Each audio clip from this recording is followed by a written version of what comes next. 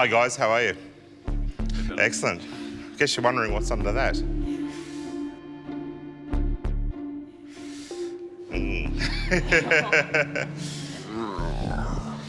I wonder if it's the snow egg again. No. It's actually not the snow egg. It's a lot harder.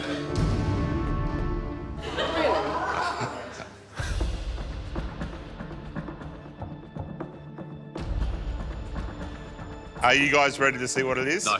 No. It looks quite simple, but it's not. It's not simple. It's not. All right, guys. It's not. Should I reveal? Yep, do it. Like a Band-Aid. All right, here we go, guys. It's my 8 textured chocolate cake. My heart suddenly leaps out of my chest because I'd seen that dessert in his cookbook, and I remember looking at it, laughing, thinking there's no way anyone could actually make that at home. See you guys.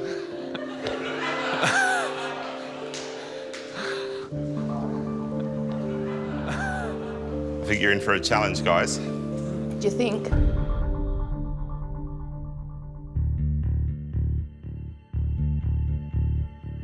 There's 7 elements there. There's one more, isn't there? There is one more. Let's have a look.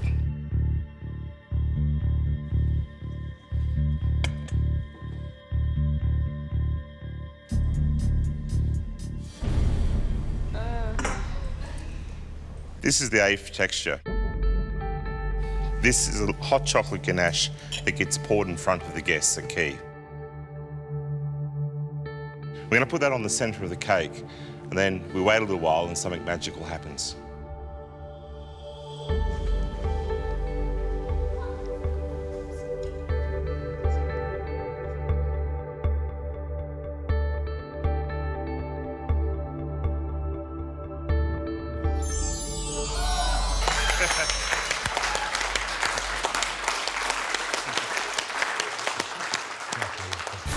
Wade, how are you feeling now? I don't think it's fit for TV, but I'm nervous, to say the absolute least. I don't even think that adequately describes. I don't even know what that is. I can see chocolate, but that's it. Lydia? When I bought your book, I saw that and I thought, I'm going to try this.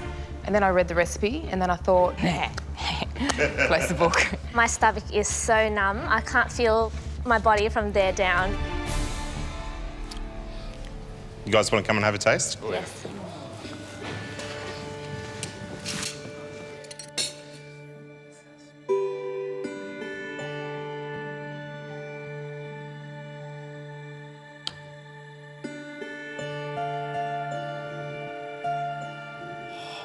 Oh, Jesus.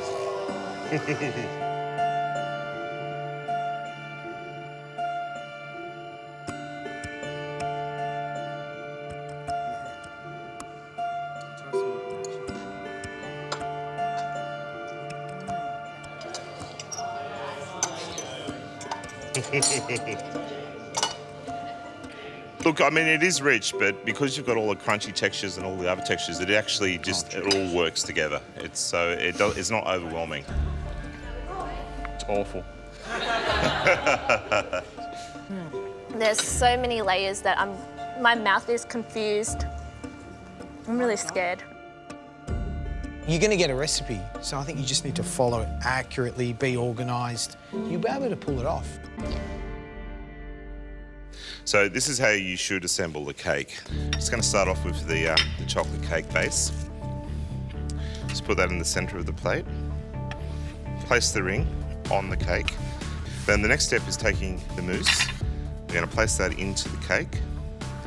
And you have to sort of push the mousse up the sides of the ring.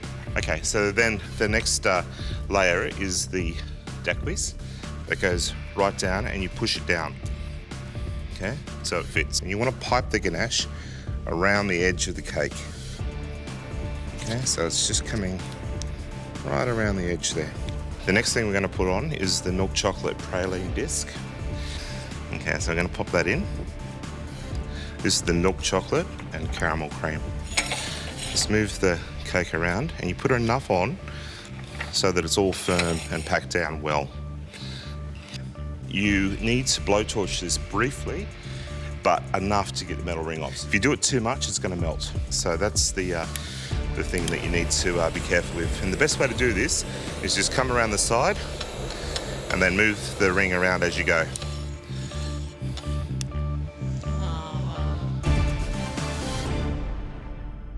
And this is the magic part, is make a little hole. And you're going to take out some of that cream. Oh, Okay, so we take out that cream. That makes the little hole for the chocolate sauce to fall into. So then you take your disc and you want to put that in the middle of the cake, just there. It's ready for the 8th texture. You just want to put a nice little bit on the middle there, and you just let the magic happen. Not bad.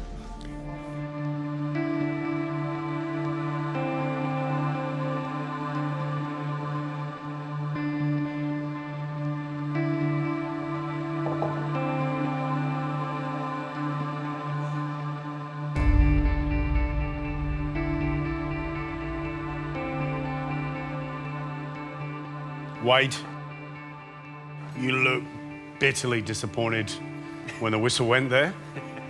What happened? Look, everything on it tastes amazing. It's just that mousse just wasn't quite set like I was hoping to, but I mean, I've never done half the things that were involved with that, so I'm really happy. I had more fun today than I think I've ever had cooking. I've never been proud of anything that I've put up.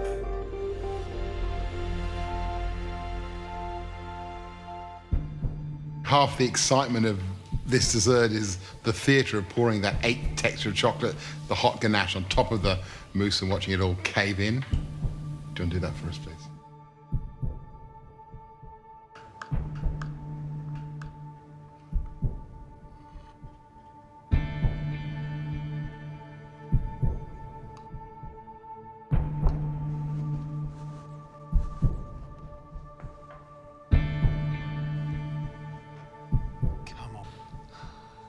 Put a little bit more on. Bit See more what sauce? happens. Yeah, just tiny bit more.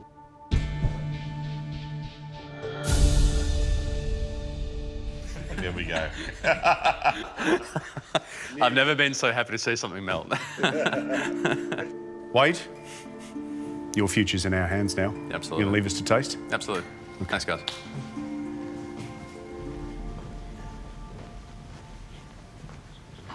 well, it seems to be the mousse is not as stiff as it should Yeah. be. And it looks quite pale.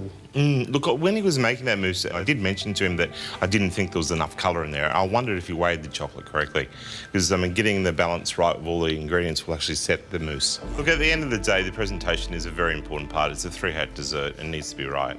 But you know, if the others don't taste as good as this, well, then we've got to take that into consideration as well. Well, talking about taste, let's give it a go.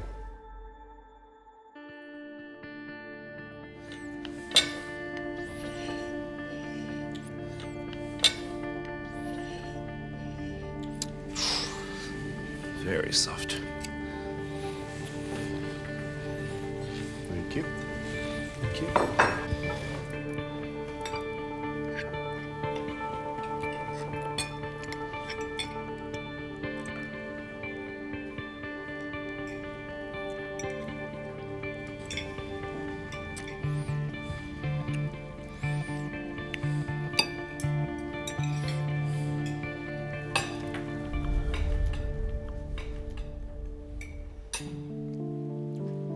For me, it's the chocolate component and the cream is quite smooth and the palate's quite good, but I'm missing some of the layers maybe as they should be. Overall though, it's quite a nice tasting dessert.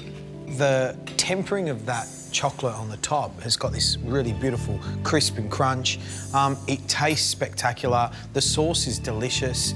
I can taste that little fizzy crackle of the praline. I can, Yeah. and the mousse is beautifully smooth. The cream is beautifully smooth. There's a wonderful crack in the chocolate.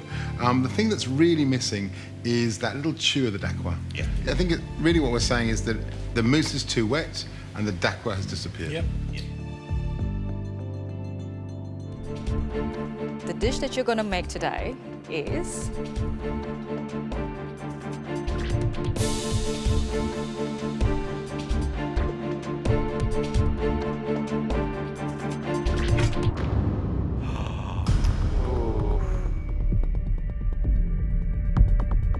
called Mango Alfonso. Oh, what have I got myself into? I see a world of hurt. That is the hurt locker underneath that cloche. You're kidding me. I knew it was going to be tough. This is absolutely crazy. Good luck, guys. This is going to be a hard challenge, but I'm pumped and ready to go. It's slightly terrifying. What have you got here? You've got the profiterole, Yes, exactly. It's a choux pastry. and inside that, You have mango mousse. a mango mousse. So it's not just the bun, it's got everything in it. On top of that, On top of that, we call it liquid fondant. what about this little white chocolate here? Oh, it's just simple tempered chocolate. Simple tempered chocolate. You've got white chocolate, the most temperamental of all chocolate. What's on top here? You've got two sort of half spheres. Yeah, half of the sphere is the mango mousse that you pipe inside, and the other half is shiso crema. Have you guys played with shiso? I know she's... So this being shiso, that Yes. little herb there? That's the micro herbs, it's a red shiso. That's what we're Fantastic. going to use for that. Excellent. That's a little bit of diced mango there. That's poached mango, correct? And then under here, That's a calamansi sorbet. yep. Calamansi is basically a type of citrus that grows in a tropical area. And the foam is the coconut, lemongrass, and ginger foam. Forgot, you've got some coconut spheres. Yes, there's the coconut spheres. There's a little bit of molecular gastronomy on your side where we work with the sodium alginate and the calcium lactate. You guys dodged the bullet, huh? It's like on steroids, it's crazy. She's like the female Zumbo. Stephen, pumped? There's a lot of elements on that dish, and I'm just, I'm not trying to get my head around it now until I see the recipe, and I really want to, be able to execute it Let me properly. get your head around it very simply. Make choux pastry, make a mousse to go inside, make that liquid fondant, tempered chocolate, the little half spheres on there. Oh, the coconut spheres. Oh, the little crumb underneath. Oh, the sorbet. Sorbet. Oh, hang on a second. I need to make coconut foam. Realistically, you guys, you're going to need to motor big time. At the end of this, you'll be celebrating regardless, okay? Because if you can do this today, you guys are legends. Oh my God, it's my worst nightmare. It's a food mare. As I walk the dish to the judges, I've given it a crack, and I hope that I've at least put up a couple decent elements on the dish, otherwise I'll be pretty disappointed. Scott, what happened? Ah, just lost the plot. Just I've never done that much reading in my life. Let's plate up.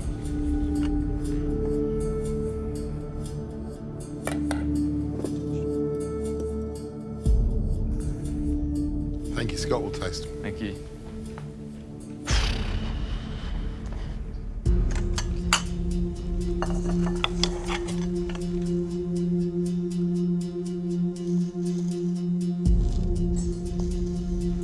Right, let's taste.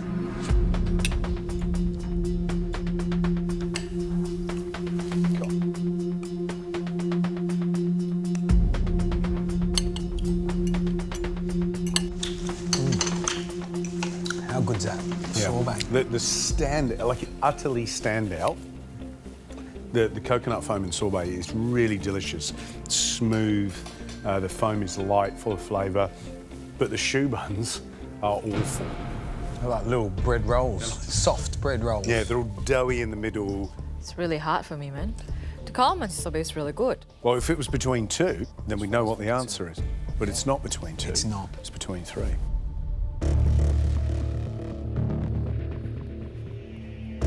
What has just happened to the last 2 hours is rubbish. My plate didn't look fantastic, but at least I had all the elements on there. Now I don't even have that. So what happened today? Because an hour in, I was talking to the guys, you were streets ahead. You were kind of looking in the rearview mirror and there were little specks of Stephen and Scott behind you. And then it all started to unravel. What happened? The choux. Made a second batch, also didn't go as planned. It was a little bit runny again. Made a third batch, looked better. It was the start of a pretty dish and I ran out of time. And then it toppled along with my little bit of confidence that I had left. We've looked at what happened at the end of that cook, and the rules we play by are whatever's on the plate at the end of time. When we say time, we get to judge. Yeah.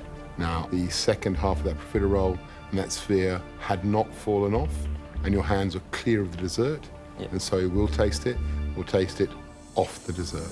Like, what?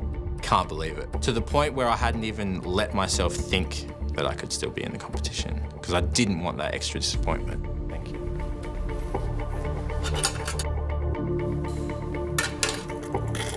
I'm sorry. It's all right, it's all right. OK, Jamie. Thank you.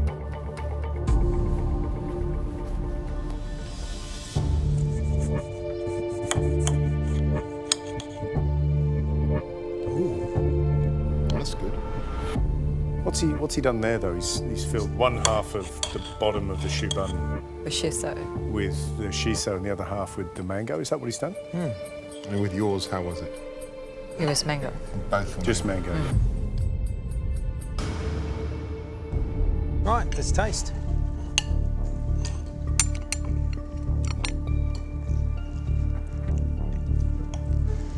I have to say that the choux, the skin is actually really good. It's really crunchy, and I got a little bit taste of saltiness in it as well, which is a good balance. How do you feel about the fact that he's put a shiso cream in the bottom choux bun, as opposed to a mango, as he should have done for your recipe? If I do not look at the original dessert, my dessert, this is perfect. I get two flavors in one. Sure. Yeah, but because we're supposed to come in terms of sphere, he sort of substituted this way. Yeah. The whole thing about a pressure test is recreating a recipe based on something you've seen and tasted, and based on the instructions you're given in the recipe. And on that basis, there are a lot of things that are different from what Jamie's done to what was on Christie's. I'd say it's fairly easy to say that Stephen's come out on the top of the pile today. I think he did a great job. So this is about two people. This is about Jamie, and it's about Scott, because both have made mistakes, both have got successful elements on the plate.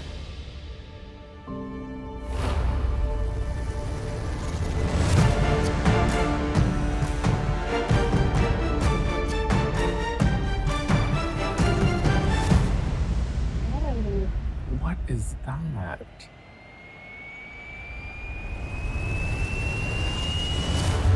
Today you'll be making my new signature dessert, Noi.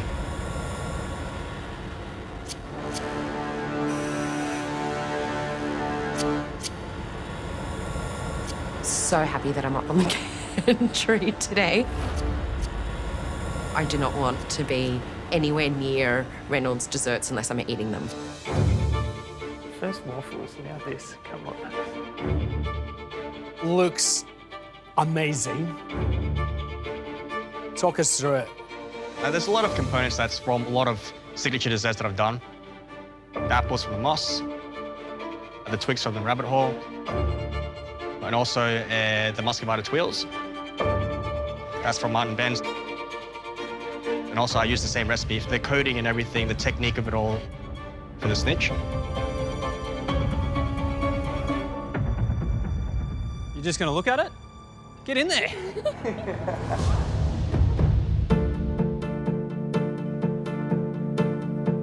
So this dessert, the main component's got two cubes. The bottom cube and the top cube both have different fillings with the same base. A jasmine mousse. The mousse is a whipped ganache. The top cube has a caramel apple. And the bottom is a compressed orange blossom and elderflower apple with gel.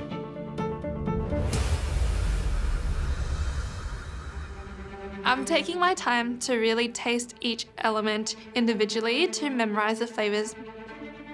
The cubes have fennel, elderflower, and orange blossom. All these floral notes that accentuate the crispness of green apple. And I love it. Reynolds, there are so many components here. I guess that's a pressure point itself, but what else are the main pressure points to look out for in this dish? The twigs. These ones are probably the hardest ones to do. A bit more natural almost. If it's too thick, it'll be too heavy to even stand up. Leaves, pressure? The leaves are actually pretty hard. So this was in my pressure test that I got booted out on. I decided to use it in this dish because it's really delicious. So you want to make sure it's heated up nicely, and you got to make sure you work fast and shape it as organic as possible. I'm not sure if I've replicated all the elements enough to keep me safe today, but I've replicated them to the point that I'm happy with. The thing that I'm most proud with on the plate is that green apple sorbet. I've done my absolute best, which is the only thing you can do here. All right, mate. Hey. Max. Max.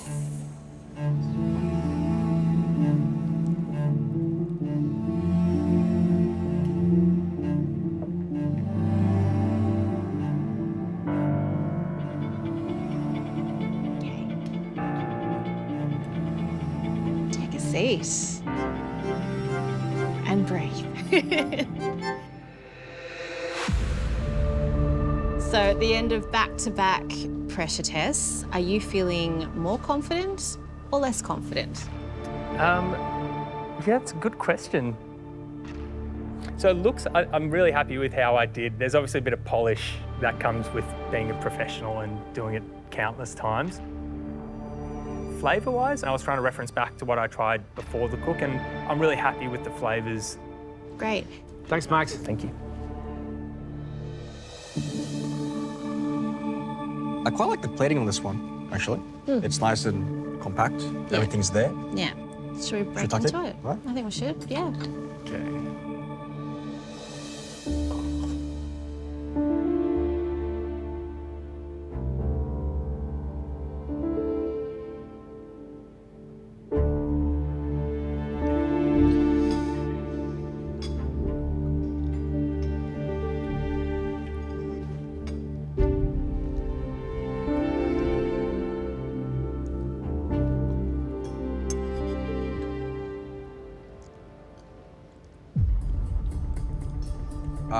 The jasmine, I didn't really get that punchy kind of fragrance throughout. It just tastes like Cream. cream. Other than that, chocolate slice and thin. Sorbet is good. I think some pluses and some minuses for me. The caramelization on the apple, it's just really not there. I thought from the visual, you could already sort of tell it wasn't quite as dark as it needed to be. I like the flavour of the twill, but the texture is a little soft. Yeah. The impression was nice, but yeah, the texture was sort of missing. And I think, Jock, as you mentioned when we went to go and visit, you know, it's the only element of crunch on the dish, and it is quite crucial that that texture is correct. Sorbet was the highlight, and it shouldn't be that way. This ate like a dish that is, you know, when you have those dishes that is more style over content. When you're looking at it, you go, it's sort of super fancy, you eat it and it kind of doesn't taste too much. It's one of those ones that I'm really left wanting more throughout each element bar the sorbet. Are we worried? I think we are. Or I think we should be. I mean, as far as the dishes go that we've tasted today, that's the one that least resembles yours so far. In terms of flavour, definitely.